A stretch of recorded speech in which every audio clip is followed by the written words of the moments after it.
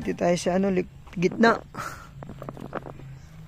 Residential farm, agricultural land. Malapit po sa bayan to. So, susukatin natin kung ilang metro o kaya ilang minuto tayo pag biyahe natin sa bayan.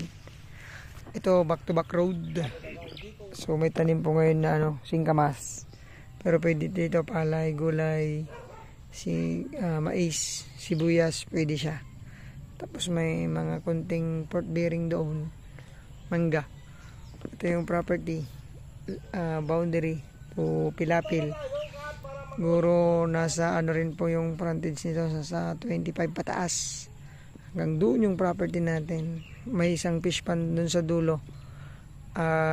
Papaliparan ko ng drone. Makita nyo po yung drone shot niya, may daan doon sa likod. Yung mga bahay doon ay matatanggal, so magiging tutok din po sa kalsada. Tapos dito naman tutok sa kalsada din dito. Yan po, simentado, tapos doon wala pang bakod. So yan yung property. Dito naman po may bahay dyan, pero maalis din po yan. Kasi mga pamangkin, mga apo na rin po yung mga yan. So bibenta na, tapos na rin po ang usapan nila. So may sukat po ito na 3 hectares. Lapit po sa bayan.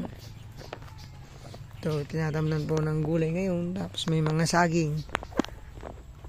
Yan po yung kanilang mga pamangkin.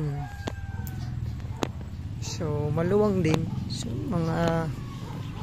ayun nga, mga 30 meters dito sa harap. 10, 20.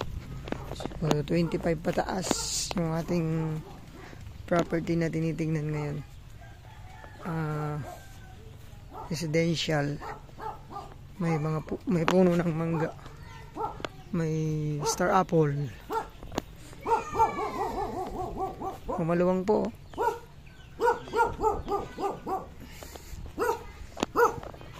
Dito may power line, internet, nawasa meron. Tapos may sarili pang dito.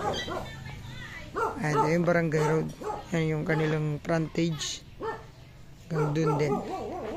So, 25 meters frontage natin dito. Pataas po.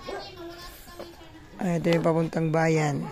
Ito naman po papuntang barangay lang itong mga to.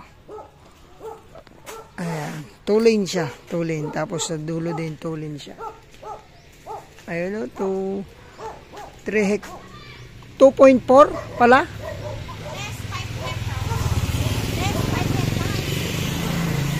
5 hectares to? Oh, less 5 hectares. 2.4 plus 2.5. Less 5 hectares. Dalawang title. So 4.9. 4.9 4.9. hectares pala to, dalawang titulo. Malinis na. Malinis to. Katabi niya Couple Subdivision. 700? Yes, 700. 700 per square meter po. Ito. Thank you po. God bless po sa ating lahat.